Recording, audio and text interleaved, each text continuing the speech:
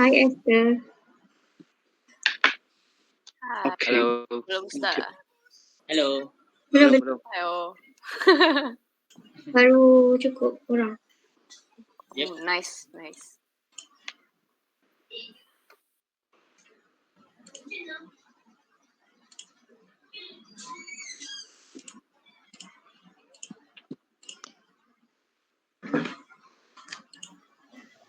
Okay, so before kita start full test run untuk slot 3, kita recall baliklah day 2 punya schedule.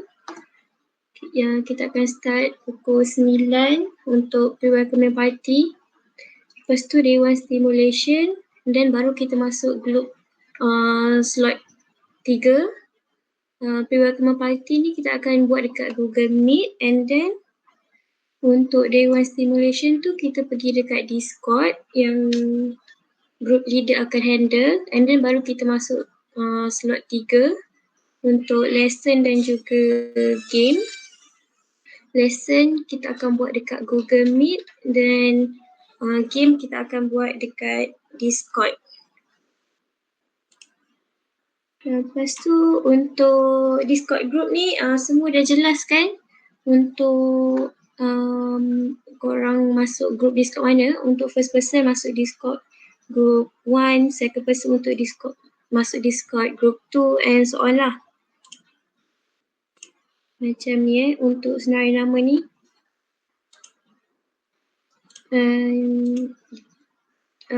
Junhao. Okay, semua clear dengan apa yang Alia cakap tadi kan? Clear. Okay, sekarang saya nak show credit score system.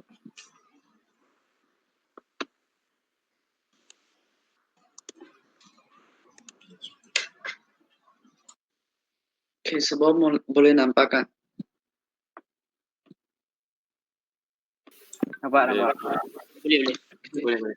So yang ni credit score system dia bahagi kepada group games dan individual games. So yang individual games tu tak perlu slot member tak perlu buat apa-apa lah. Bagi group game sahaja. So bagi slot 3 escape road kan game tu. So setiap facilitator akan catatkan points yang participants tu yang dapat. So lepas tu yang point di slot 3 itu akan tambah dengan total individual point dan dapat the total point. Dan total point group yang mempunyai total group point yang tertinggi akan menang dan menjadi sebagai winner. So yang tu sahajalah untuk credit score system. Semua faham tak?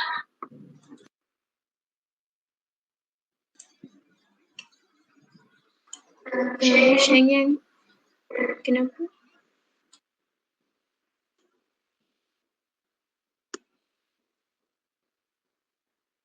Saya rasa dia terangkat. Terangkat lah. Okay. So lepas tu jika semua orang sudah faham tentang credit score system, boleh teruskanlah dengan teaching plan. Lepas sebelum tu saya nak cakap purpose full test run ni untuk korang biasakan diri lah untuk present nanti, untuk ajar participant, and untuk sesi ni buat macam the actual program lah. So siapa presenter first?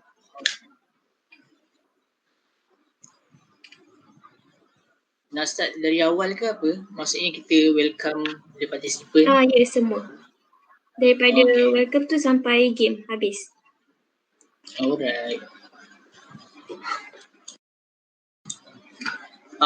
Kamera nak on ke? Boleh. Boleh.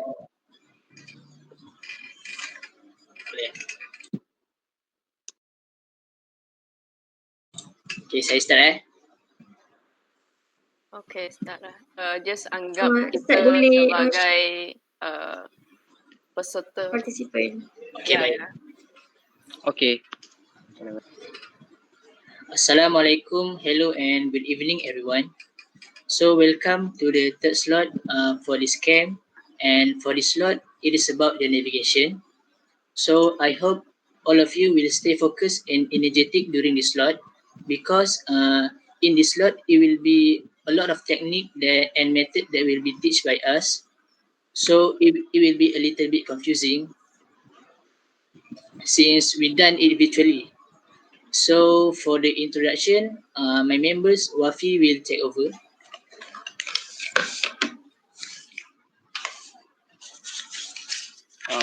Okay, hello guys. How are you doing? All right. Okay, so for the first day, I will be introduce you what is mean by navigation. So I don't want to explain a complex one. I just want to explain a simple one because I know that you are very not familiar to the navigation. So we start with the meaning first. So what is mean by navigation? So as you know, navigation is a field of teaching that focuses on the process of monitoring and handling movement from one place to another place. So it means when if you want to go to hiking or jungle trekking, you must to have know the map or something to navigate you to uh, reach that your destination, right? Ada slide nak kena buka ke? Yes. Kena buka. Macam kan? buat macam hari sebenar. Yes. Sebab I kan Aduh Wafi. then kau yang buat slide tu. memang kena guna 2 jam lah sepenuhnya. Kalau boleh lah. Okay. Okay. Kan share screen kan? Hari sebenar nak sendiri yang share itu slides ke atau nak macam mana? Bukan sebab Haikal cakap dia yang combine kan slide. Oh, okay. So Haikal yang akan present slide ataupun nak bagi technical ni? Mana lagi okey? Boleh je dua-dua. Kalau korang sendiri handle lagi senang lah sebab korang yang present, korang yang tahu. Okay, I see. So wait lah Wafi. Aduh kacau aku dah semangat tadi. Kacau So Wafi start balik Okay deh. Buka kamera ke? Tak payah. Boleh juga. Hari sebenar nak buka tak kamera? Hari sebenar buka kamera. Buka. Then buka lah.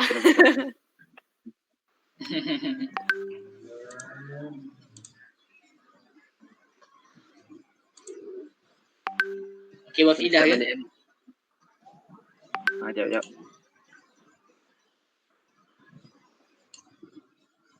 Alamak. Pelik ke tu? Tak kan?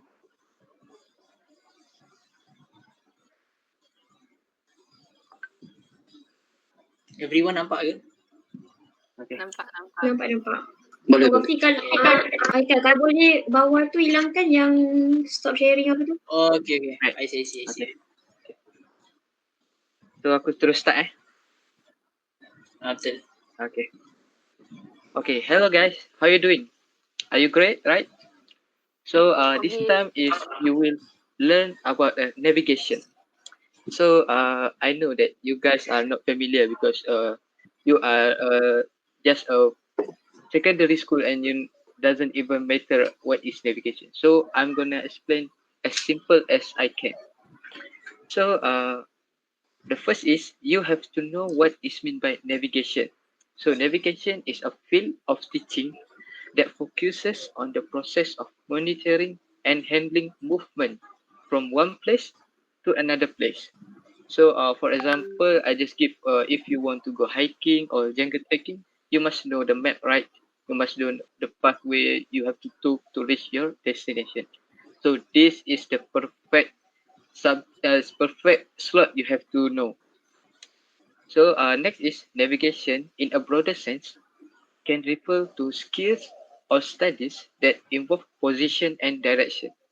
As I mentioned before, you have to know your map or your pathway to reach the destination by using this technique, which is called navigation. In this sense, navigation includes orienteering and pedestrian navigation. So the next.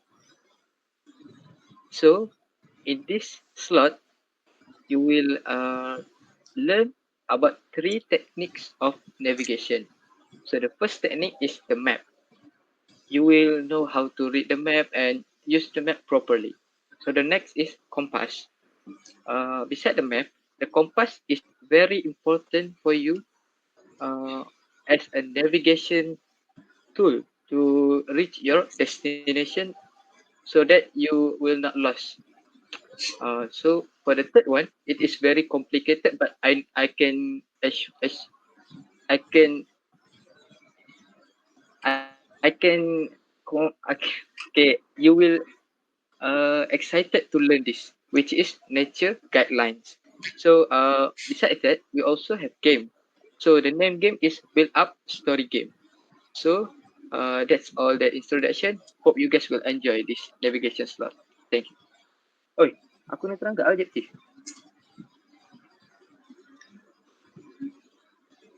Aduh kacau tu. Okay. So the next one is the objective of learning the navigation. So the first is you have to master the techniques and ways to read maps in order to improve map reading skills.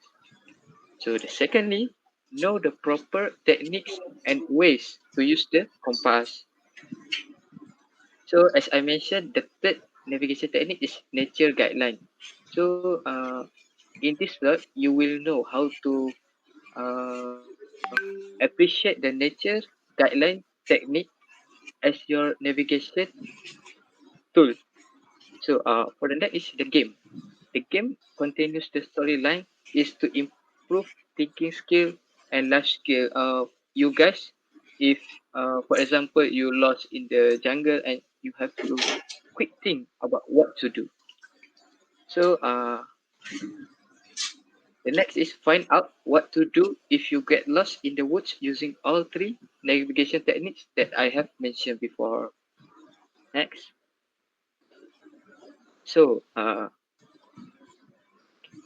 okay, I know that you also have bored listening to my talk. So let us make it simple. So the application, the important you have to learn is you will able to improve knowledge about the basic of travel, namely navigation techniques. So this slot is basically very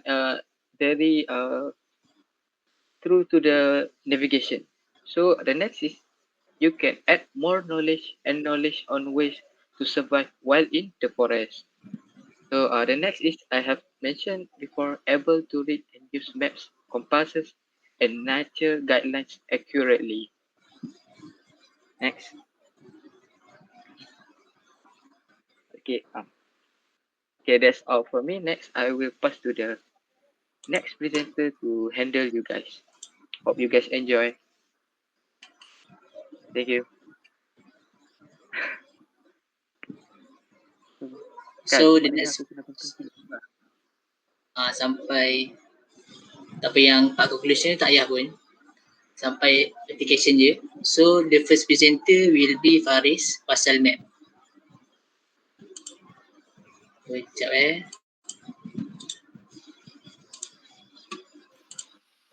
Alright guys.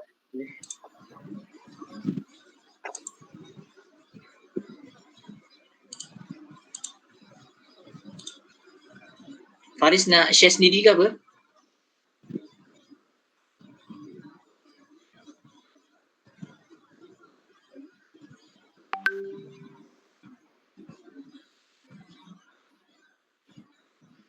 Hello? Saya rasa dia lag kot. Ini dia, boleh tak? Mana? Oh, okay, boleh. Okay.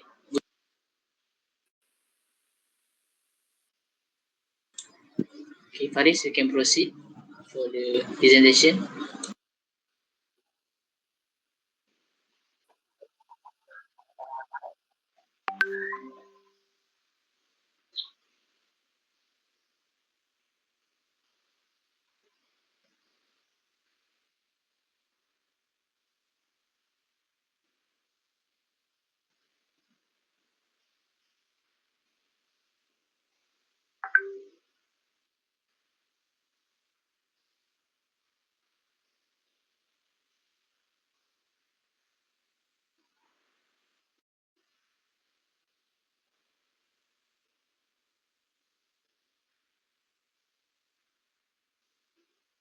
Okay, guys, can you hear me?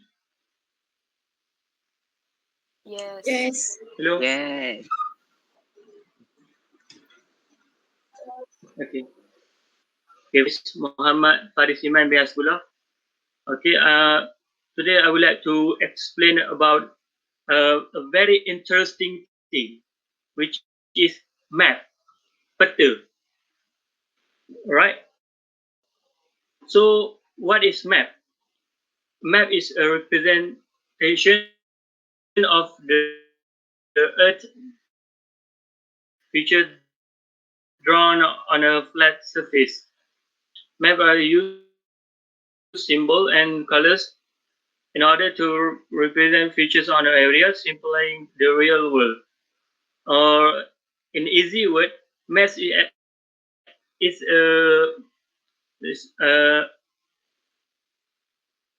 uh, is been draw in on a paper or anything on a flat surface in something places. Okay. Okay, this is an example of map.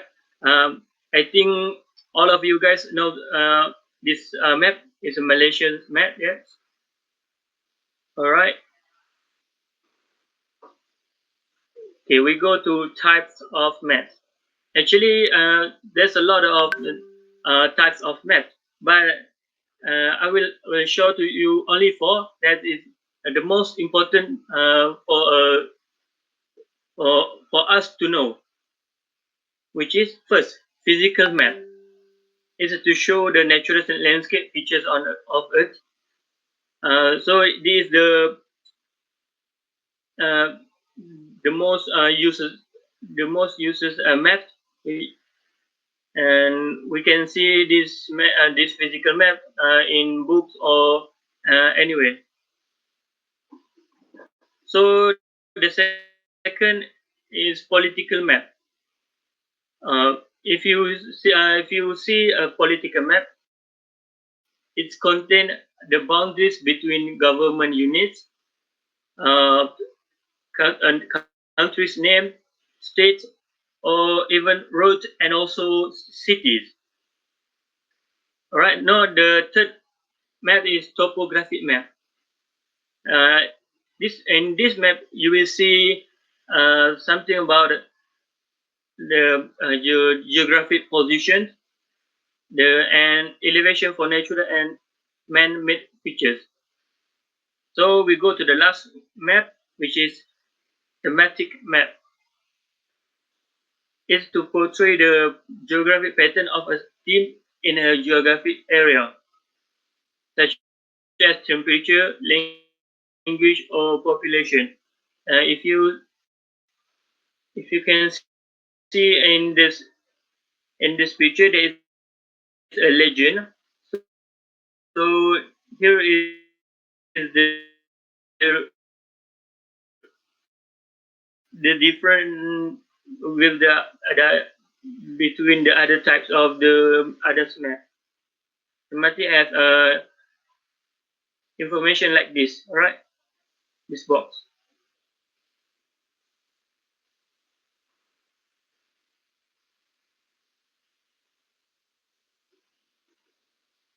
To read a map, so we need to know the element in the map.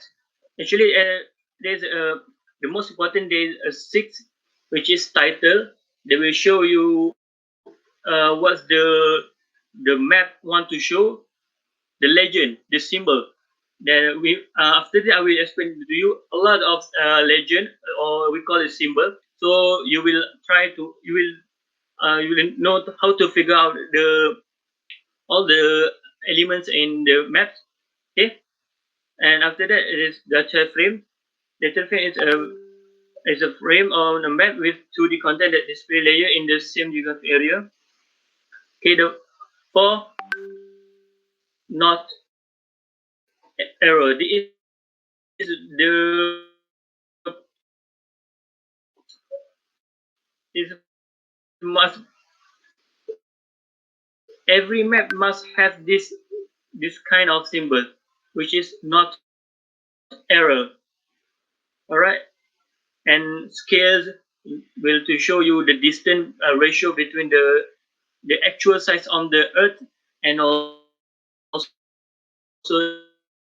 between the size on a paper. And the last one is citation. It's include of the or the statement of the responsibility, the interpretation of the map symbol.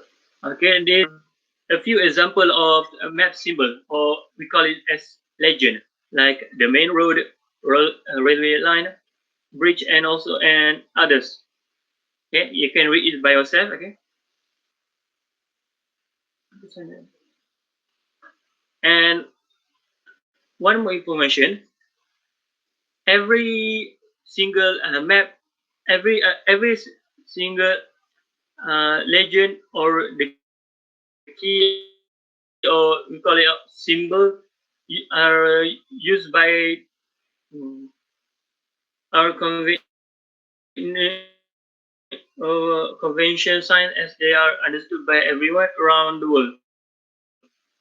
Every people in the world use the same symbol.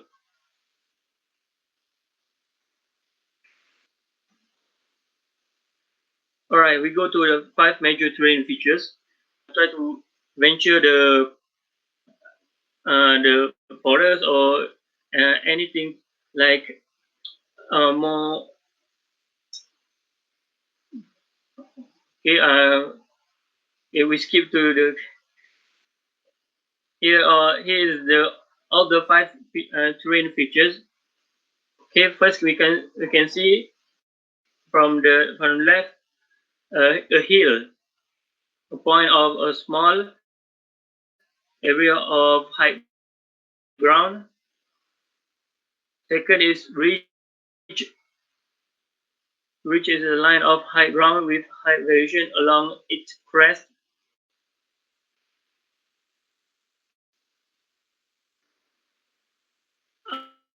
The third one is valley, or in bahasa we call it lembah. Four is saddle. The saddle is a deep or low point along the crest of ridge between two hilltops. Okay, the last one is depression, a low point or a hole in the ground. Usually, it will be found in front of a hill or a mountain. Okay. Abang Pesi, saya ada In soalan. in this syllabus, which is navigation technique. There's a 5 navigation technique, and rails Wait. Abang checklist Pesi, saya ada over soalan. collecting features, aiming off. Faris, Faris. Esther ada Hello, Faris. soalan. Are you okay? Boleh. peserta ada soalan. Adik Ada Esther ada soalan. Apa itu saddle? Okay. Son?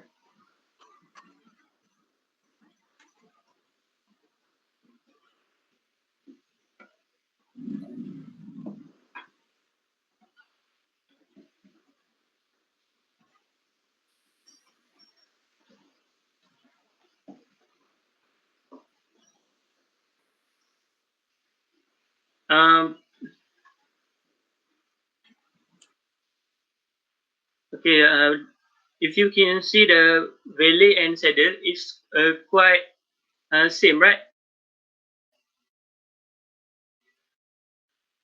Yes. Nampak lebih kurang sama kan, valley dengan saddle. Okay, valley ni lembah, dia tengah-tengah tu dia low, dia punya ketinggian daripada laut dia rendah. Saddle ni tinggi, dan dia pertembungan antara dua bukit, faham? Dan dia lebih tinggi. Kalau sekali lihat lebih kurang sama, tapi saddle is more high, and also it's connect between two mountain. Oh, Alright. okay. Can you Saya faham. understand? Can.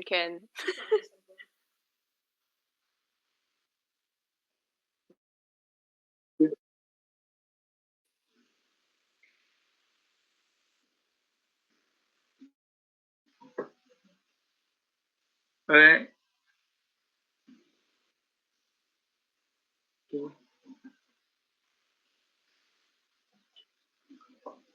So the first thing we need to know how to use the map, right? First, once we open the map, and then we need to check our first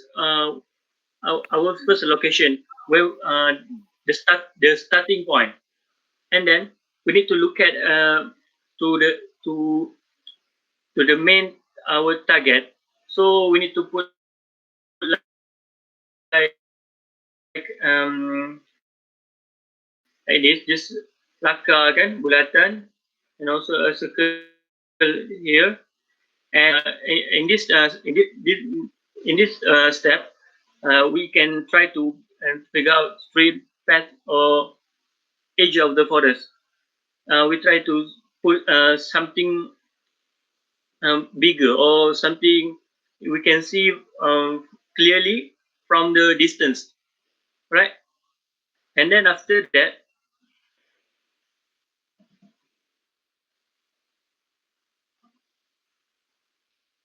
okay, once we have the target, the main target, we need to tick list. So because we want to do we don't want to sesat, so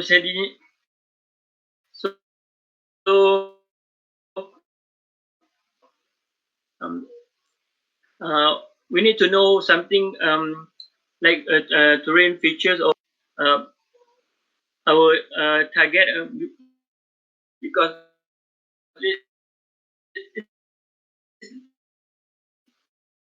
it's like this. Um, we have the main target,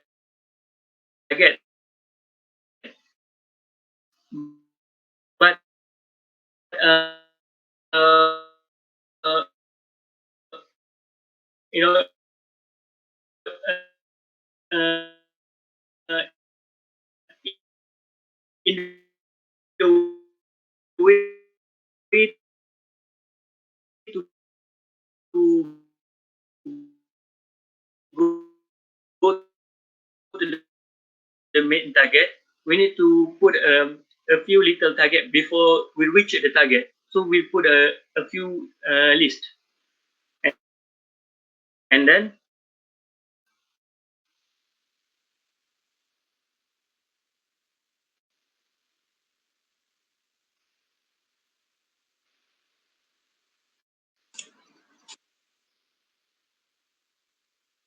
Faris boleh tutup kamera kot sebab lag. Line slow rasanya.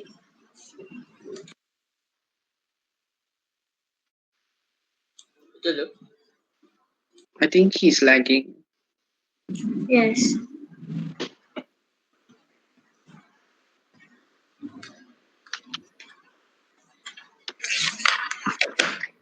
and then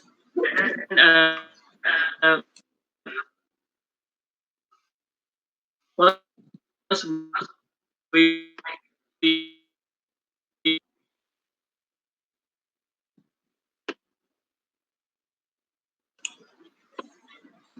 Oh. Okay, he quit. Dia keluar ke? Ada line dia Betul. slow rasanya. Ya, Haika kena so ada backup. kena ada backup plan. Backup itu. Ya, so jika ada poor internet connection, so Betul. perlu ada yang backup punya untuk presenters. Actually Faris, kalau are you there? memang nak Faris Faris baru masuk. Faris punya slide banyak lagi ke? tak, aku tadi lagi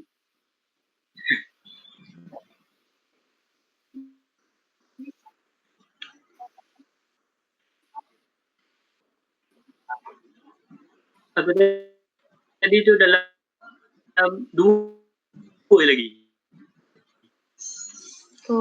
Sekarang line dah okey ke belum?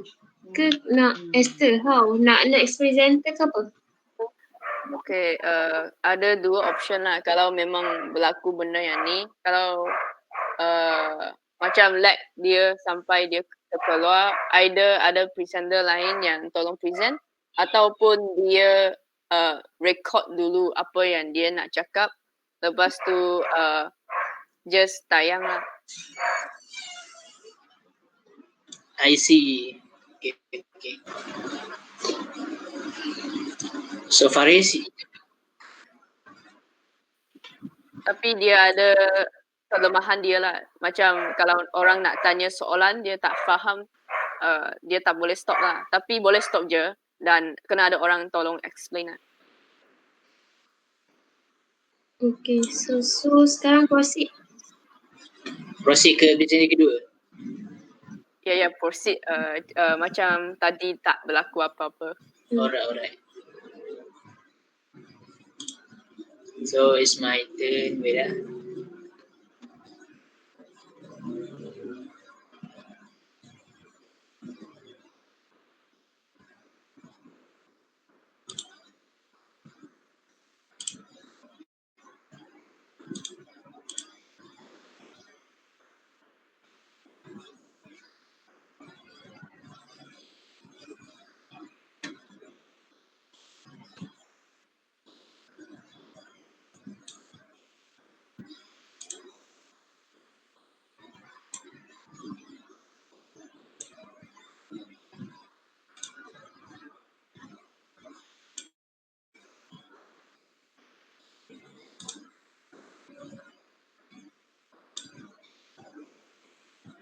Hello, semua dengar ke? Dengar, tapi Ya, terkeluar itu slide. Oh ya ke? Ah. Ya Okay, sabar. Sudah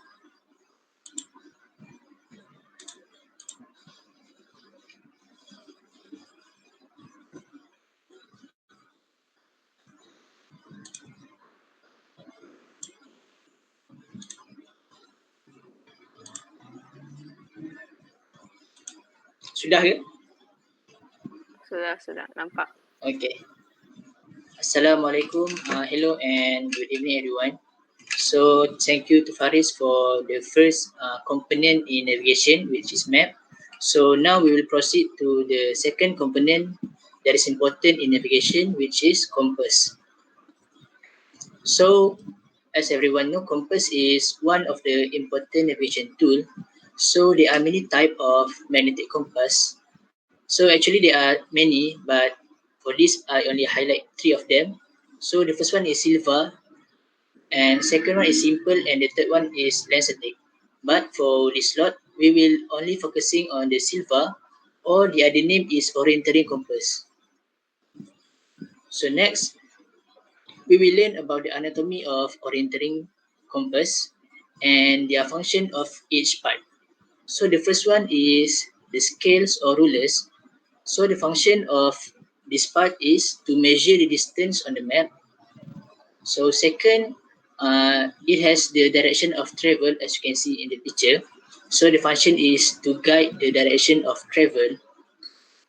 So the third part is orienteering arrow, so the red one. So the function is to align the base plate to the magnetic needle. So next, declination scale. So the function is to adjust the differences between magnetic and the true north. So next, dial with degrees, and this dial is actually part of the housing or perumah dia. So next, the index line, or the other name is bearing maker. So this is where the bearing is read. So if you guys want to take bearing from the compass, you just have to read the bearing from this line. So next, the magnetic needle. So it is the obvious part of the compass. So the red needle point to the north, and so the other point to the south. So next, the orienteering lines. So the function is to align with the north-south map grid lines on the map to take bearing. So the next part is rotating housing. So the function is to so the function same with the orienteering arrow, because when the orienteering arrow is rotate, so the housing also rotate itself. So and for the last part, which is the base plate, so the function is to hold the compass horizontally. So next, so this is functions of the compass. So the first one is determine the direction of travel. Second, align the map, since the compass have the scales, right? So we can align the compass and the map. So next, it can also calculate the distance, since it has the scales on the map, and it also can determine the direction of the return route. So since compass is a tool, navigation tool, so for sure it has the proper care. So if we not take care of this tool properly, so it can spoil faster than it can. So the first one is make sure you store the compass away from the electrical device that can generate magnetic field, because it can damage the needle, because the needle attract to any magnetic device. So second, do not store the compass in a hot place. And lastly, you must place the compass horizontally. So next, we will be learn about the bearing, and why learning bearing is important, because in navigation, the direction of travel is expressed in the term of bearing.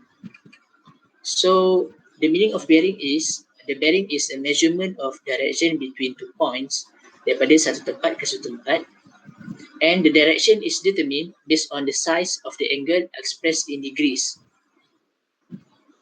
So in the bearing itself, it is measured in 2 formats. So the first one is azimuth bearing, and the second one is quadrant bearing. So as you can see, the picture for the azimuth bearing. So azimuth bearing also is known as full bearing and angular bearing. And sifat untuk bearing azimuth ni, dia bersifat dia punya sudut dia daripada 0 sampai 360.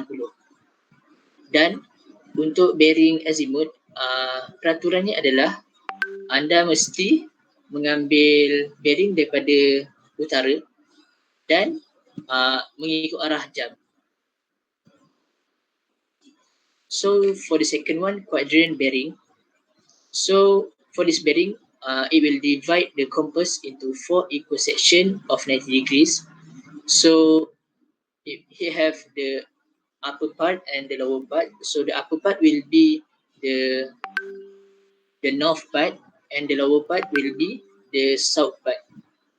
So it has 4. So as you can see, so dia ada 4. So maksudnya utara timur, utara barat, selatan timur dan juga selatan barat. So cara penulisan untuk quadrant bearing adalah meridian, angle dan juga direction. Untuk quadrant bearing, so meridian dia hanya ada 2, sama ada dia daripada utara ataupun daripada selatan. So kita tengok contoh gerakan A. So untuk A, dia punya meridian daripada utara, so kita letak U di hadapan. So kita ukur dia punya sudut daripada utara adalah 20. So kita tulis 20 darjah dan dia ke arah barat. So bearing quadrant untuk A adalah utara 20 darjah barat. So sama juga dengan B.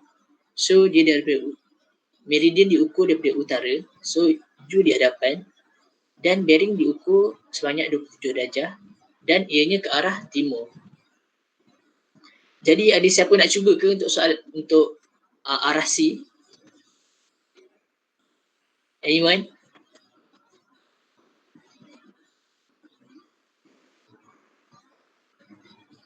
Hello?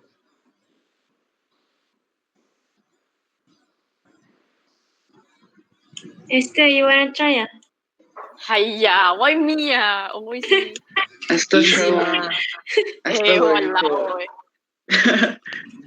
Saya tak nak. Janganlah macam tu. If I try answer only. correct, can get points. It is depend lah. I don't know. So funny. I just try S Okay. S S. 77 degrees to T. Yes, correct. I want to choose the next person. Junhao. Okay, can. So What- Junhao for Finding the bearing for D or C. yes. D. C already answered by Esther.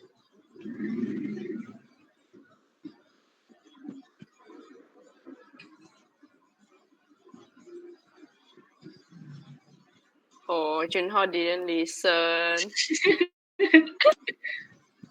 S the D B. S. The DB. Okay, correct. So thank you Junhao and Esther. Hey, I listening as the Correct. I just need to think only. Yes. Because I'm for one student so I don't know how to. I need to act like I don't know, but actually I know. So many excuses. My God. Okay. Continue. Thank you. So we have learned about the concept of bearing. So let's move to the techniques to find direction on maps and surrounding. So the first one, we want to use the compass to find the direction of surrounding or at the field. So first, for sure you must have the compass itself. So you must put the compass horizontally to your palm. So then you face the object and align the direction of travel arrow within the object whose bearing you want to measure. Maksudnya, ataupun kalau dalam orienteering kita guna istilah tembak. Maksudnya kita halakan kompas yang ada dekat tapak jari kita. Kita identify mana kita nak tembak. Contoh, kita berada dalam satu hutan dan kita nampak ada satu pokok besar kat situ. So jadi kita tembak pokok tu, kita halakan kita punya telapak tangan ke pokok tu. Okay. Itu untuk step pertama. So step kedua, turn the compass housing until the north end of the magnetic needle is aligned with the orienteering arrow. So lepas kita dah tembak compass tu ke arah pokok tu, jadi apa yang kita kena buat adalah kita pusingkan perumah dia, housing, sampai orienteering arrow yang warna merah tu masuk ke dalam sampai the magnetic needle, the red one is aligned with the orienteering arrow. Maksudnya jarum yang berwarna merah masuk ke dalam orienteering arrow. So next, read the bearing where the direction of travel arrow or index line meet the dial. So this is direction to the object express the angle.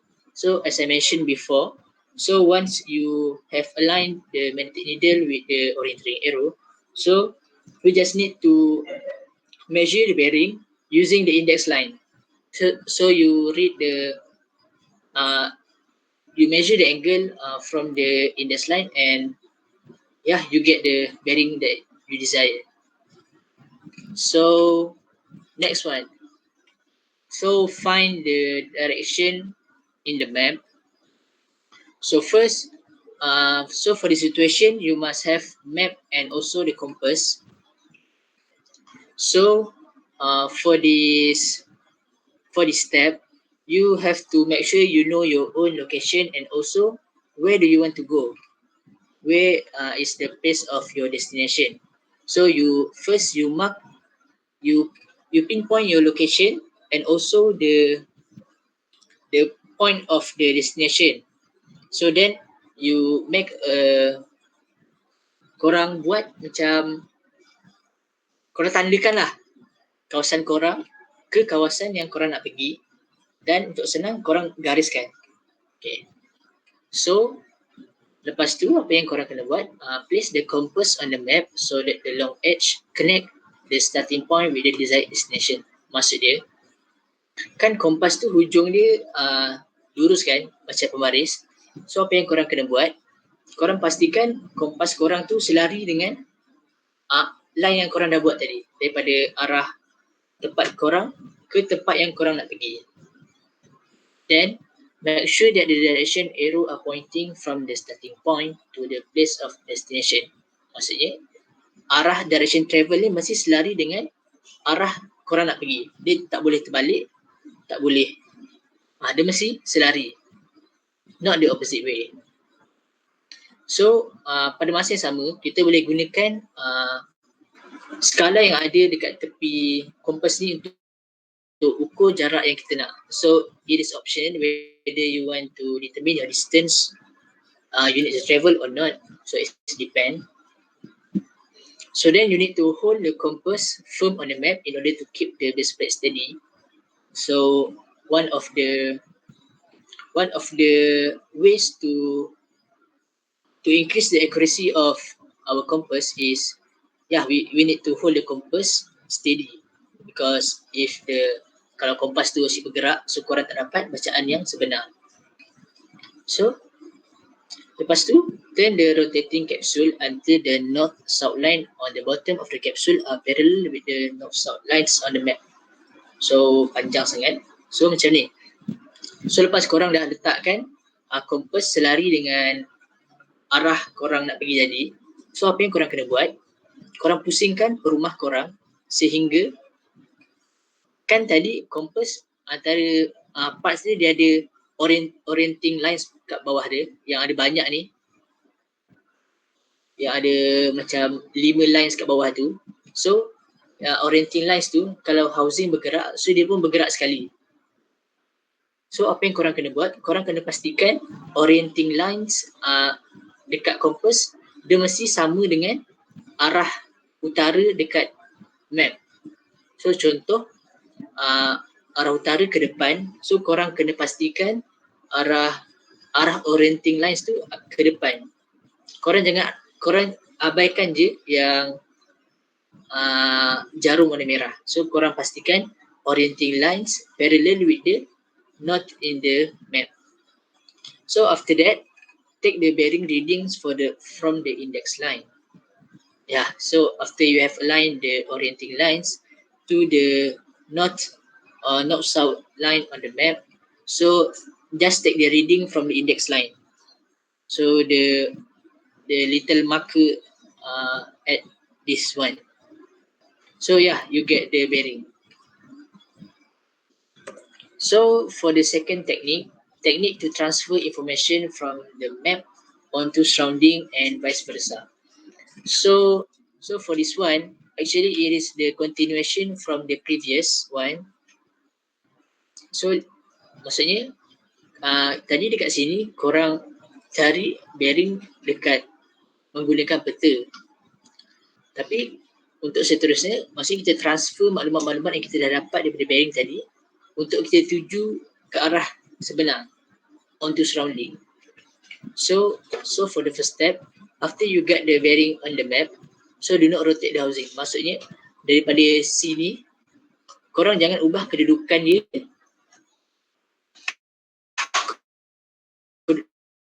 Korang jangan usik perumahan yang apa. Korang just letakkan kompas tu ke telapak tangan korang. So after that, it is in horizontal position and the direction arrows are pointing straight ahead. So korang just letak kompas yang ada dekat tapak tangan. You rotate your body until the north-south arrow on the bottom of the capsule lines up with the magnetic needle, and the red end of the needle points in the same direction as the arrow. So lepas korang dah letak kompas tu di telapak tangan korang, so apa yang korang kena buat, korang tak payah gerakkan kompas, tapi apa yang korang kena buat, korang gerakkan badan korang. Rotate your body korang sampailah jarum merah yang menghala ke utara masuk pada kawasan dia. masuk pada orienting arrow.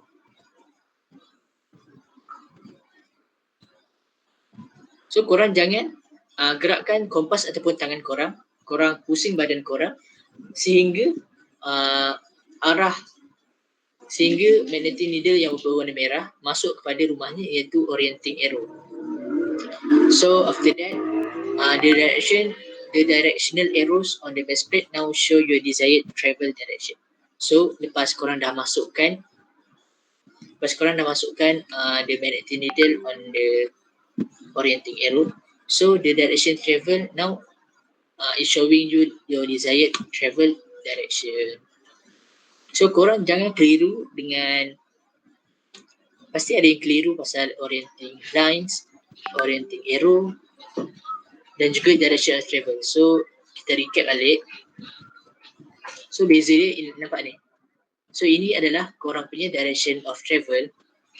So yang kat bawah ni yang ada 1, 2, 3, 4, 5, 6, 7, 8. Yang ada 8 bawah ni adalah orienting lines. Dan yang warna merah ni yang ada besar, yang besar sikit ni, ia adalah orienting arrow. So bila mana saya cakap tadi, pastikan magnetic needle masuk pada orienting arrow, align. So maksud dia, korang pusing magnetic needle yang berwarna merah, dia masuk ke dalam orienting arrow. So you all get what I mean? Okay. So proceed for the next. So for the second one, Yes. We want to from the surrounding onto the map. Maksudnya kita ambil bearing daripada kawasan sekeliling, kita nak transfer ke peta. So untuk teknik ni, ianya sesuai kalau korang hiking, sebab korang dapat cari landmark yang korang dapat identify dalam peta. Contohnya gunung ke bukit ke, so benda tu akan jadi major landmark yang korang boleh identify dalam map. So first, find a landmark that you can identify on your map. So macam saya cakap tadi. So second, hold your compass with the direction of travel arrow pointing away from you and directly at the landmark. So macam benda biasa ketika kita memulakan, ketika nak mengendalikan kompas untuk cari bearing, kita mesti letak kat tapak telapak tangan. So kita tembakkan